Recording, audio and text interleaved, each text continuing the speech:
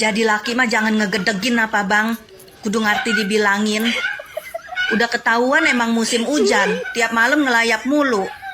Kan kalau udah sakit mah begitu. Gua juga yang repot mah. Jangan suka ngikut-ngikut si Mulyadi sama si Sobir.